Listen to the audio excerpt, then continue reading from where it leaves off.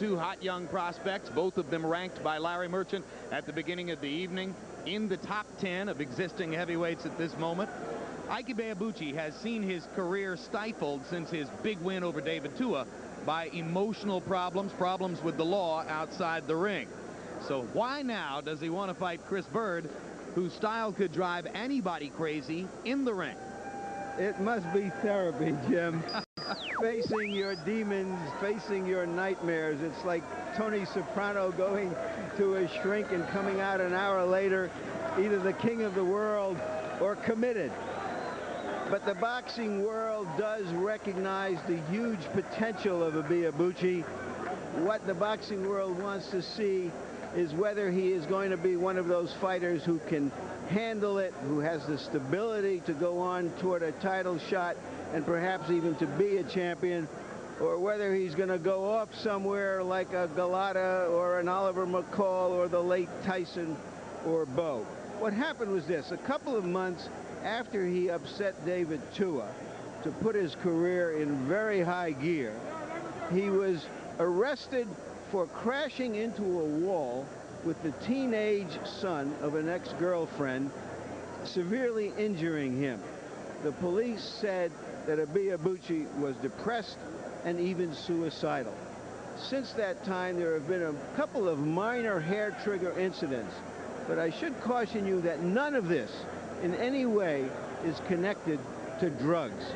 So the question then is Chris Byrd the cure for all of whatever problems he has? This I gotta see. And give Ibeabuchi credit in agreeing to fight Byrd. He takes a fight that probably none of the other top contenders would take at this time, because Roy Jones, Chris Byrd has that amazing ability to stand in front of you and be invisible. Fighters can't find him to lay a glove on him.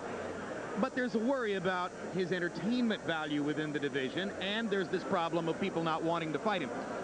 Will the world come around to Byrd if he just keeps winning, or must he consider at some point creating more entertainment value? I think Chris Byrd just has to keep winning. Keep winning over opponents that the people don't perceive him as beating. Guys like Jimmy Thunder, who they didn't think he'd beat. Keep getting victories over these type of opponents, and then he'll show the world that he is most definitely a legitimate contender for the heavyweight title. All right. Tail of the tape now for Chris Byrd against Ibeabuchi. And you'll see that Ibeabuchi at 244.5 is a big heavyweight. That may not be his optimum weight, but certainly over 230, he's comfortable. Half-inch height advantage for Ibeabuchi, 1.5-inch reach advantage as well. He's 26, Byrd's 28. Punch stat numbers, Larry. Against David Tua, Ibeabuchi threw an amazing 81 punches around, the most ever recorded for a heavyweight. Byrd throws a normal amount of punches, but compared to Ibeabuchi, they're just pity pats. Key number there was the percentage landed. What percentage can you land against Byrd? And with the jabs, Ibeabuchi is more than just a brawler. He can jab as well. And rules of the bout with Harold Ibeabuchi Letterman.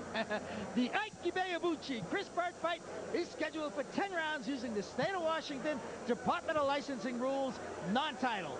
The standing 8 count is in effect. The 3 knockdown rule is in effect. The doctor or the referee can stop the fight, and it can be saved by the bell in a 10th and final round only. Jim. All right, Harold. Relatively brief walkouts here. The dressing rooms are pretty close to the ring. Here comes Chris Byrd, whose stable family life and nurturing background, his dad, the 1992 Olympic boxing coach, has helped him to his present status in the sport. And you can see that when the situation requires it, Byrd can put out a big punch output as well. But they're like dabs of paint on a canvas. He doesn't rip the canvas. Ibeabuchi does.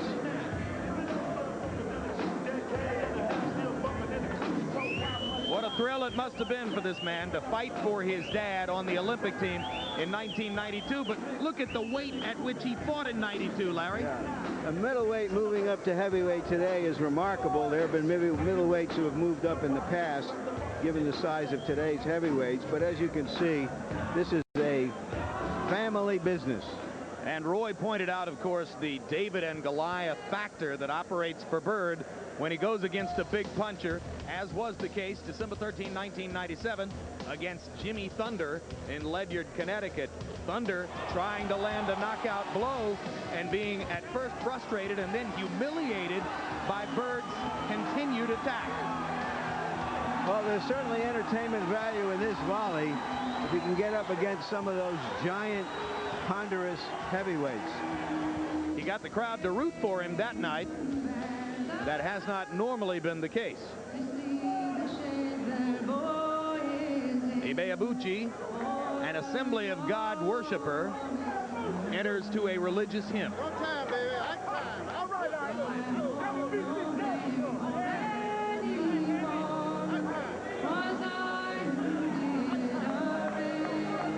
Very unusual training camp for Ibeabuchi.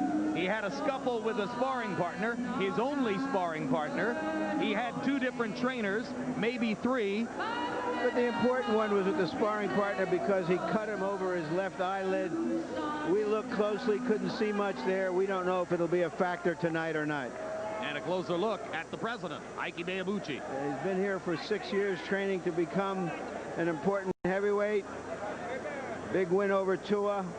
Lives with his mother, who is a nurse. They moved from Dallas to Phoenix after the incident we described before. And as Larry told you during the Punch-Stat graphic, Ibeabuchi set a record June 7, 1997, throwing more punches in a 12-round bout than any heavyweight ever charted by CompuBox. And they were power punches for the most part as he put together combinations all night long against the hard-hitting Tua. It'll be hard to duplicate something like that against Chris Byrd. The new WBC. It was a unanimous decision victory for Ibeabuchi, which really put him on the map. Shortly after that began the skein of personal problems which have set him back. Let's go up to ring announcer Michael Buffer for the official introduction. Ladies and gentlemen, from the Emerald Queen Casino here in Tacoma, Washington, once again, Cedric Kushner Promotions, along with your undefeated king of beers, Budweiser. This Bud's for you. Present world-class boxing, sanctioned by the Washington State Department of Licensing, Administrator Mary Jelvik, Manager Michael Schneider. Our physicians at ringside are Dr. Peter Marsh and Dr. Jim Ferguson, timekeeper at the bell, and counting to the knockdown seconds, Curtis Leach. This bout is presented in association with Fight Night Incorporated. Your CKP matchmakers are Ron Scott Stevens and Eric Botcher. The judges at ringside scoring this bout on a 10-point must system are Barry Drucksmann, Glenn Hamada, and Joe Macaluso. And when the bell rings, your referee in charge of the action, Ron Rawl. And now, 10 rounds of boxing between undefeated heavyweights. Somebody's O must go. Ladies and gentlemen, let's get ready to rumble!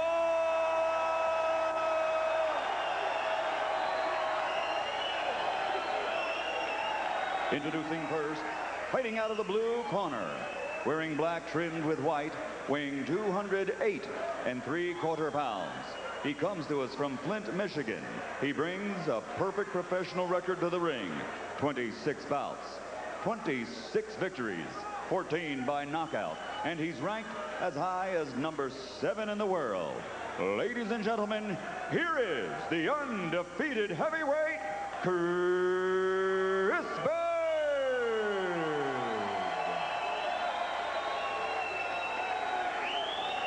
And his opponent across the ring, fighting out of the red corner, wearing black, trimmed with white, weighing 244.5 pounds. He comes to us from Dallas, Texas, and his professional record also perfect. 19 bouts, 19 victories, 14 by knockout. And tonight, it's all on the line. Ladies and gentlemen, presenting the undefeated Ike, the President, Ibeabuchi.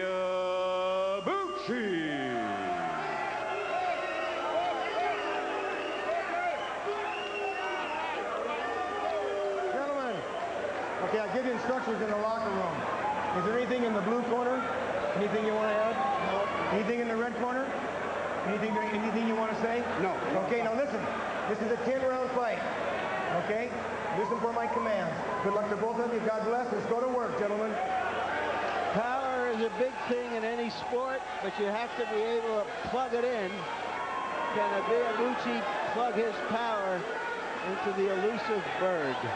And Roy, you spoke a lot in the last fight about the difficulties Cole created himself by adding so much weight to become a heavyweight. Chris Byrd fought at 165 in the Olympics and made a calculated business decision to become a heavyweight. So he's packed on a lot of weight, but he hasn't overdone it. He fights at 208 3/4. So he's done it to perfection. He did it just right. He didn't put on too much. He didn't do it too quick, and he did it at the beginning of his professional career. Is he the kind of heavyweight you would have been if you had decided to become a heavyweight? I would have tried to be. I don't even think I could gain that much weight. I don't think so either. Ibeabuchi reaching and trying to find a way to land his jab. To make matters even more difficult against Byrd, in addition to the hunt and peck style and the difficulty of finding him in there, he's a southpaw too.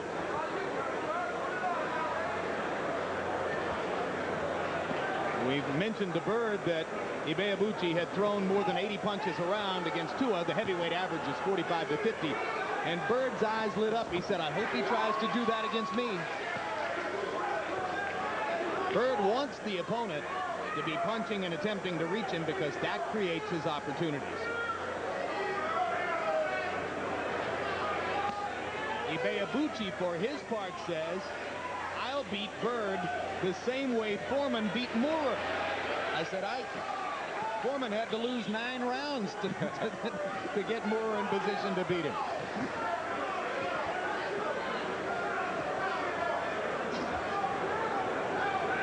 Ibeabuchi trying to stay under control. Don't get wild to give anything to Byrd to counter.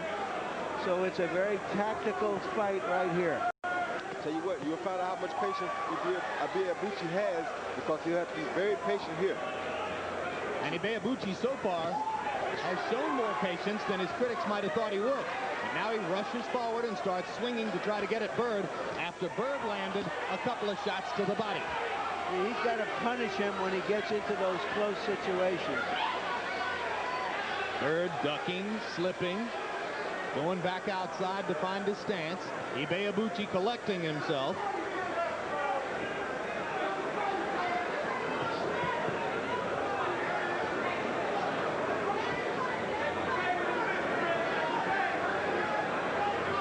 There's a temptation for opponents to think that Byrd can't hurt them.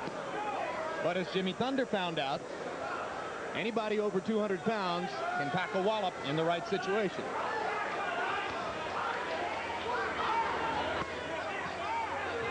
See, what he should be doing there is hitting him on the arms, hitting him any place he can get to him. Very good point, Larry. He should wear the arms down.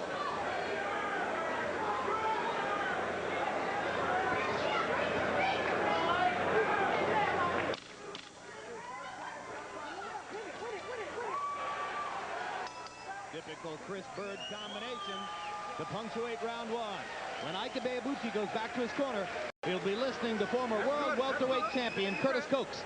That man right there. When you get him against the ropes, you got to fire now, okay? You're doing all right. Don't get frustrated if you miss with these shots. Just keep on jabbing like you do it, baby. That's the way you want to do it. You're doing good. Okay, here we go. In Chris Byrd's corner, he listens to his dad, Joe Byrd, while his mother, Rose, functions as the chief second. I don't know if he's filling you out or that's what the way you fight. But don't get careless. Oh, no. So a big guy like that, he's 30-some pounds different in the weight. So they short, keep them hands up, and catch him with that stiff jab. You got a good jab. Okay? Catch him with it. Show him something new that he don't think you have. Okay? Put his jab out there with a little authority on him. Yeah. You're looking all right. Yeah.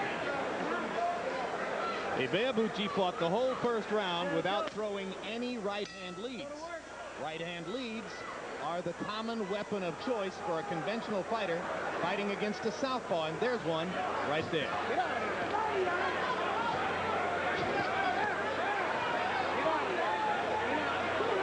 He ought to be roughing him up right in here. Make him pay. But Byrd is extremely quick and clever. You feel that his eyes see everything and react instantly. Well, Byrd grew up training, the story's been told many times, in an indoor, downstairs, 12 by 12 foot basement gym in his home in Flint, Michigan. And it's there that he learned the style of standing against the ropes, tempting the opponent in, and then making the opponent miss. Byrd is a defensive fighter who's comfortable against the ropes. It's kind of a constant rope-a-dope. Ibeabuchi lands a left, gets Byrd back to the ropes, just misses with a right. Ibeabuchi's hand speed for a big man may be a new experience for Byrd. I think it is. That's the first time I can recall a big guy hitting Byrd within the first 2 rounds. And landing a hard body shot.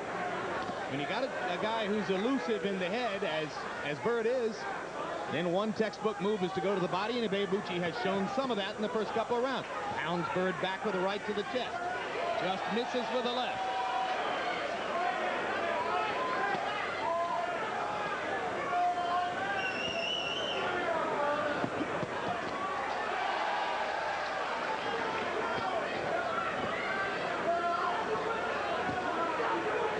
The 3 or 4 punch flurry and get the heck out of there is Byrd's stock and trade.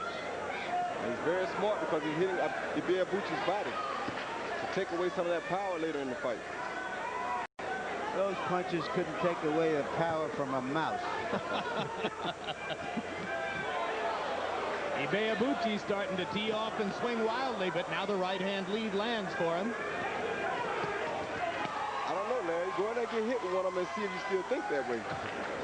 It looked like pretty good punches to me. Swinging and missing. Common experience against Chris Byrd. Byrd taunting Ibeabuchi with his eyes.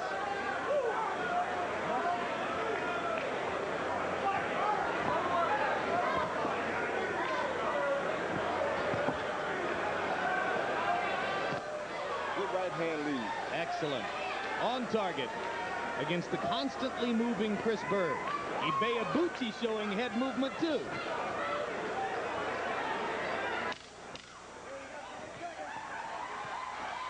Hard right hand lands for Ibeabuchi and punctuates round 2.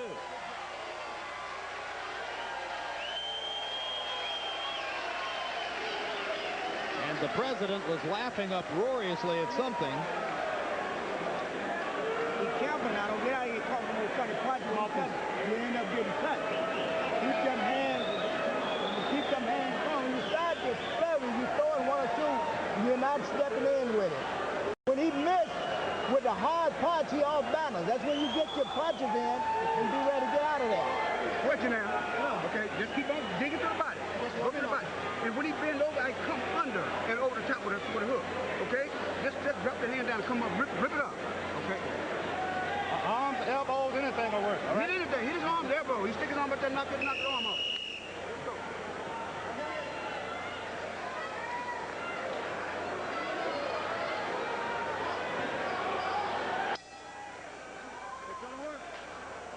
Chris Byrd dancing from side to side as he gets ready to come out.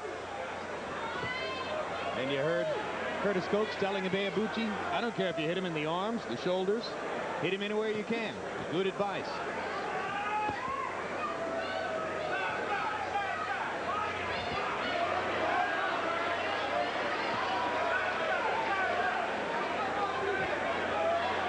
You know, I've got to admit a certain prejudice here. There are times when I watch Byrd, if I was a referee, I'd want to take a point away from him for non-performance. This is a lot of junk is what he's giving us here. But Larry, it's called the manly art of self-defense. Well, I don't see anything manly about this. Well, when you're giving away 35 pounds, it is a little manly. It's smart. I'm not saying it's not smart. I mean, well, Roy makes a good point. Isn't it manly enough for a 208-pound guy to get into the ring with a 243-pound guy and be willing to take those shots that land? Which is not to say I don't know what you're saying, Larry. This is professional prize fighting. Good body shots by Ibeabuchi. Byrd comes back to the body himself, but Ike has him cornered here and is doing some excellent work. Oh, Ibeabuchi. And he just misses with another. But that first right hand may be one of the hardest shots that Chris Byrd's ever taken. But he took it well. Give him that. He certainly did.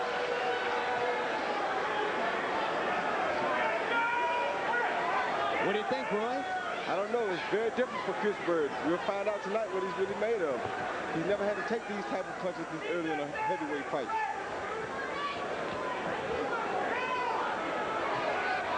Byrd gets in a right-hand shot and momentarily halts Ibeabuchi's momentum. But now Ibeabuchi works as Byrd goes back to the ropes, and Ike is remarkably accurate. It's not going to show up in CompuBox numbers because it's so hard to land against Byrd anyway. But very few fighters have made contact on Chris Byrd the way Ibeabuchi is doing it right now. But Byrd has landed some good quick punches inside to Ibeabuchi's head while Ibeabuchi is working the body. Oh, what a home run shot that was. Quick hands for the big guy.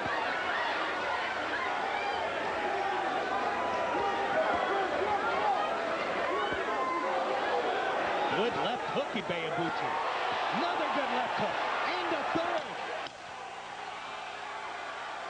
Now he cut Chris Byrd, I believe. Yeah, he cut Chris Byrd over the eye. And Byrd is wounded. Crowd loves it. Mr. President.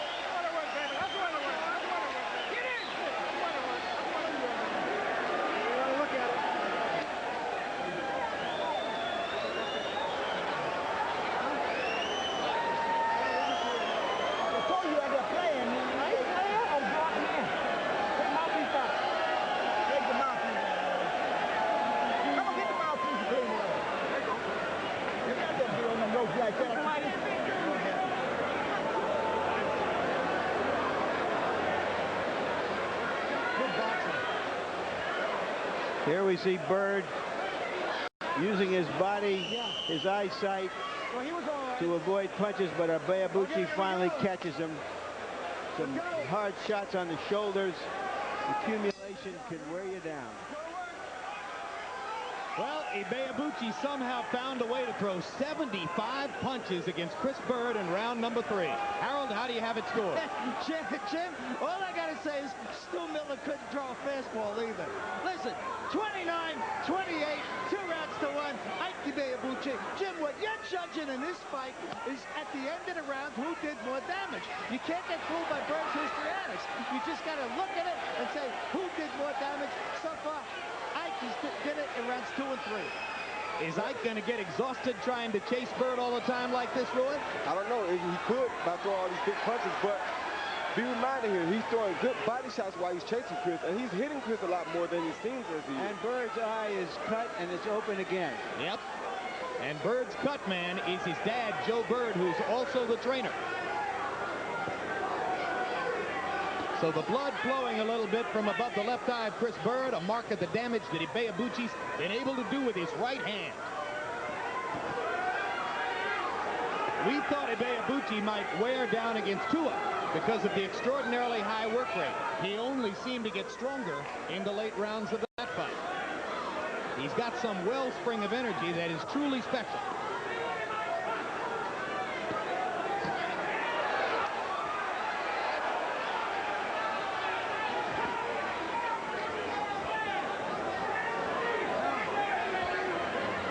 Teddy Atlas joins us at ringside. He's as familiar with his post as he is with his post in the corner with his fighter. Welcome aboard, Teddy. Thank you, guys. Interesting fight here. Ibeabuchi fighting a nice disciplined fight against Byrd. Is that the way you have to fight him?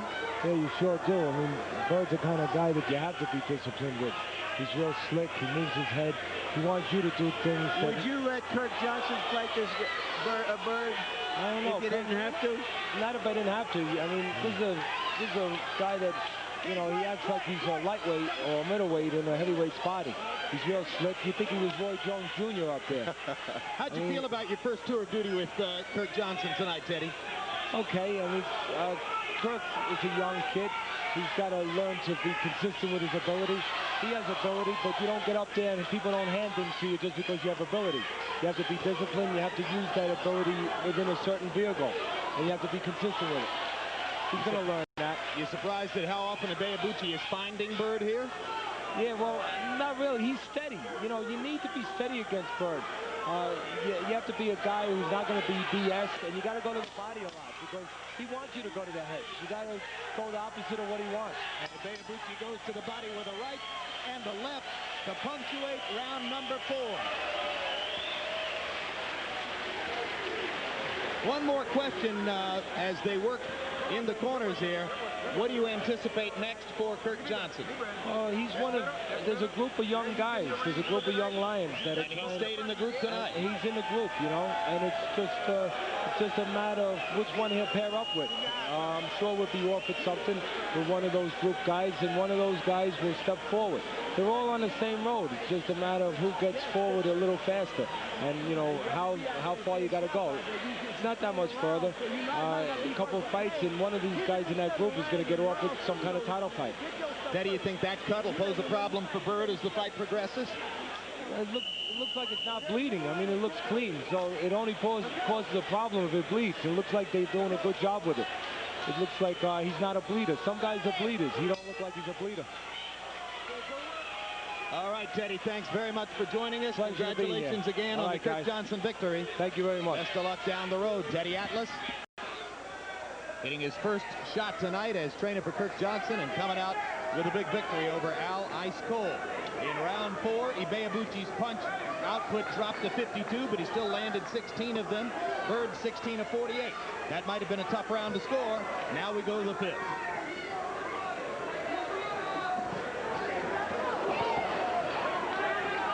Ibeabuchi's punches seem to be slowing a little bit now, Jim. Well, that could be fatigue. You know, there was the long layoff after the victory over Tua, 16 months. He's won a couple of fights since then, but there have been inconsistencies in training. Curtis Coates, he's listening to in the corner tonight. There was a period of time while he trained for this fight when he wasn't with Coates, but rather was with Chuck McGregor. He only had one sparring partner, and he told us he didn't spar very much preparing for this fight at all.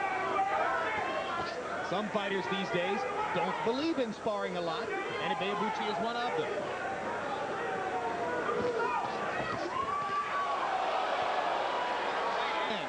Right hand shot by Ibeabuchi in retaliation in the middle of the ring.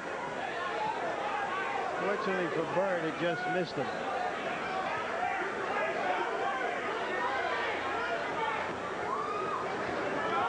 Don't be pushing on him now. Okay, here we go. Let's go to work.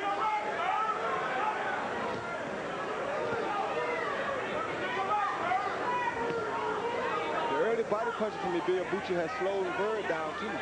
Byrd is not as nearly as elusive as he normally is in a fight like this. You know, we were talking about the cut before. The importance of a cut in a fight like this, which can be very difficult to score, is that it shows graphically to the judges that one guy has been hurt with something. Left hand. Byrd in serious trouble. Ibeabuchi with a monster left hook. Followed it up to the right, and Byrd for the second time in his career goes down. Trying to argue with the referee, Ron Rawls, about whether it was a knockdown, but come on, Chris. You got busted. Oh, boy. He's out of here. He's hurting Byrd bad. He doesn't even know where he is right now. He's trying to keep his balance. He's hurt bad. He's hurt bad. Round ticking down. 15 seconds left. He might make it out of the round. Here comes Ibeabuchi. He'll never make it out of this round, Jim. Hard left hook. The fight. Oh, they can stop it. They can stop it right now. What is Byrd hollering for? Stops it. Ron Rawls stops it. Ibeabuchi has knocked Chris Byrd out. A sensational victory for Ibeabuchi, and shame on Chris Byrd. He was arguing with the referee from the moment he got knocked down. He claimed it wasn't a knockdown. It was a knockdown, and he never stopped pitching. instead of fighting and protecting himself. I think Ibeabuchi, Roy, just knocked him silly. He knocked him silly. Chris Byrd is really not aware of what went on. It's not that he's ignorant. He's not aware of what really was going on. He's not senseless right now. He doesn't have an idea of what's going on in his mind right now. He's still kind of senseless. That left hook was as big a single punch blow as we've seen in a while in the heavyweight division. Yes, it was. Well, Chris Byrd told us that he gets offended when he gets hit by a big punch. He must be very, very offended at the moment. Ike Ibeabuchi closed the show, landing 19 of 36 power shots in that round. And what a spectacular job Ibeabuchi does in knocking out a man who was regarded as knockout proof. Here's the first knockdown, Roy. Here's the first knockdown, and check out this left hook. Here's the right. Was it the right or the left? Well, the left set it up. The right was just as flush. Here's another look from a different angle. Boom. Oh, yes, it was the left uppercut. Yeah, oh, the left uppercut. From that point on, Byrd was gone. Yeah, Byrd was really out of it right there. He was totally done. Yep, I called it a left hook. With that angle, you can call it an uppercut. It was spectacular. Man. That's what Oscar De La Hoya used to do to smaller opponents. One shot like that, and they were out of there. Yeah, that's the thing. That's the big danger about fighting these big heavyweights. When you come up against one that can hit you with the big punch, are you going to be able to take it? That's where that 35-pound difference makes a difference. And at that point, Ron Rawl elected to stop the fight and prevent any further punishment for Byrd. The round had ended, but under those circumstances, I won't argue with that stoppage. Ibeabuchi earned his knockout of Byrd. Neither would I. I wouldn't have argued if he stopped it after the second knockdown.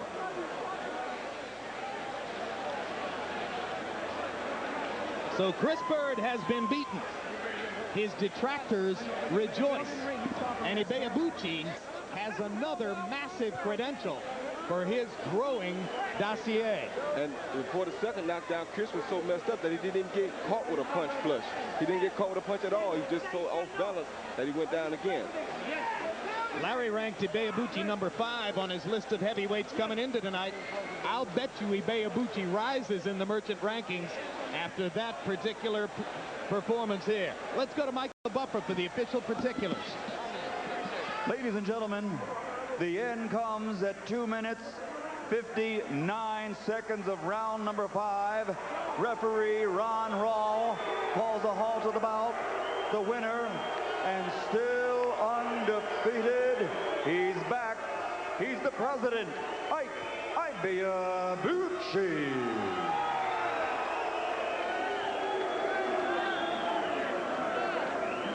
A round of applause, please, for Chris Byrd. Let's give him a hand. He'll be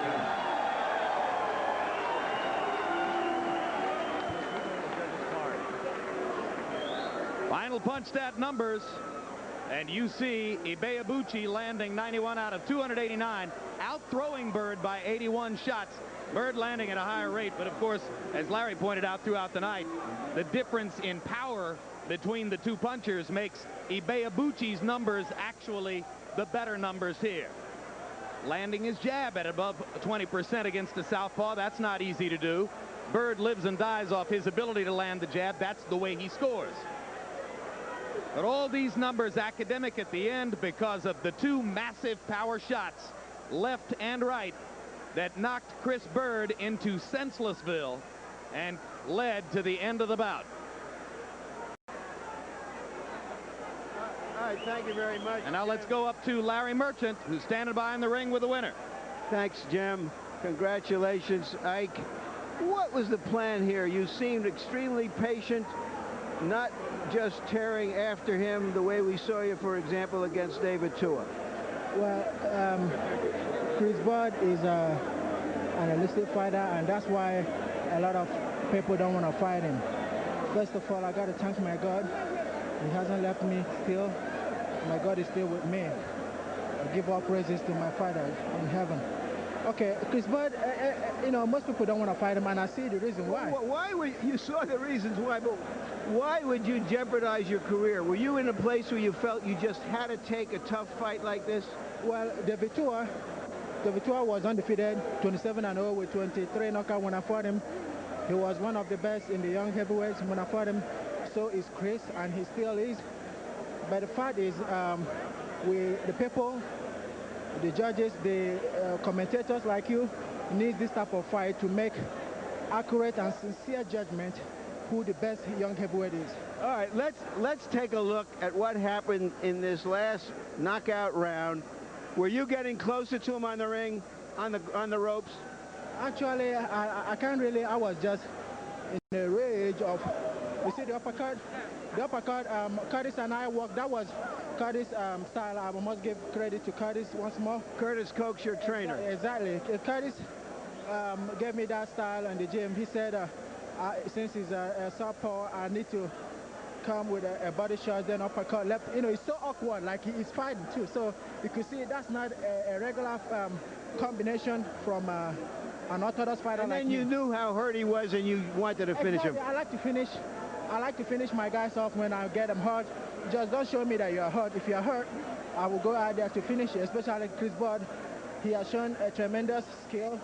And, you know, it's difficult, if not the referee. I commend the referee for stopping the fight because... Was this as much discipline and self-control as you ever had to exhibit in a fight because of his style? Well, you can see Chris Byrd comes... I mean, Chris Byrd is so awkward. I mean, you just have to He's like a bird flying all over the ring. You have to chase him around. And I wasn't able to catch him most of the time, but... How frustrating was it for you? Were you able... I must confess, I was a little bit frustrated, but my trainers who are in my corner told me to keep fast and, you know, go to the body. I will see, yeah, I will get him as soon as I get him closer to the rope, and it happened. What does this fight mean to you, having experienced all of the emotional difficulties you have had since the Tua fight? True. But I thank God I was able to bounce back. That's what makes it a man. And with what happened the last week with Holyfield and Lennox Lewis, I think this could put a stop to the judgment. So you are going to be the judge and the jury as well as the authorities here in ending your fights. Well, it's clear. It's not like unanimous. It's a knockout. So, and Chris Byrd, nobody want to fight him. Who would you like to fight next? Well, I'm ready. I'm ready for the belt. I'm now ready for the heavyweight championship of the world. It's time to give the young guys time to unify. I mean, if these guys, you know, can do it, we could. Thank you very, very much. And again, congratulations. Jim? All right, thanks, Larry. For the record, let's state that the second knockdown appeared to be a slip. No matter, Byrd was in no condition to continue in the fight. Roy, the heavyweights that Larry ranked ahead of Ibeabuchi at the beginning of the evening were Lewis, Grant, Tua, and Holyfield. With all due respect to Evander, this guy's too young and strong. He would blow him away. Is he ready now to fight a Grant or a Lewis?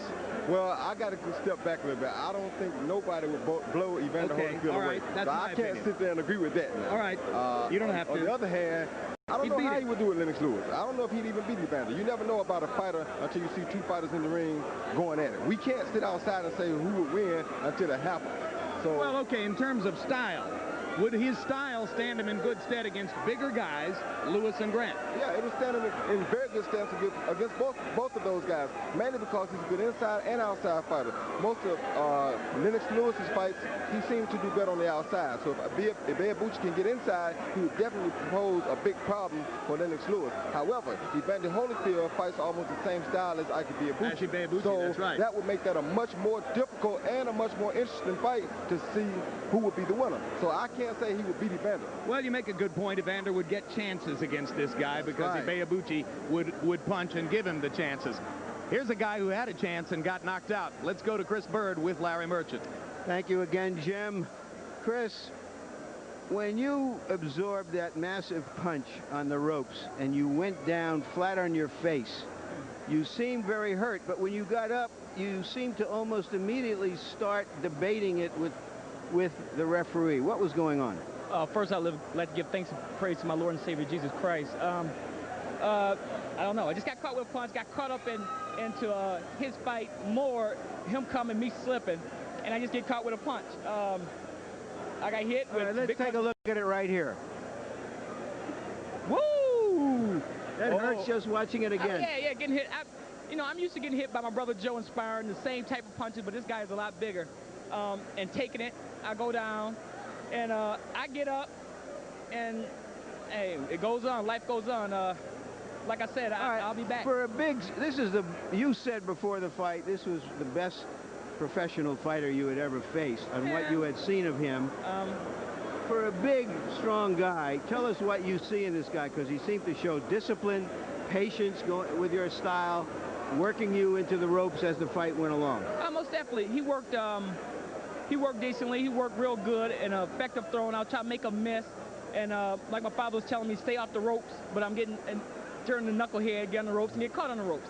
You know, you win some, you lose some. And well, you haven't lost many, but I really want your assessment of this fellow, who a lot of people out there really don't know about, except us in the boxing game. Yeah. Know how good this guy might be. Give us your assessment of what he's capable of. I give a lot of praise to him. He beat the best.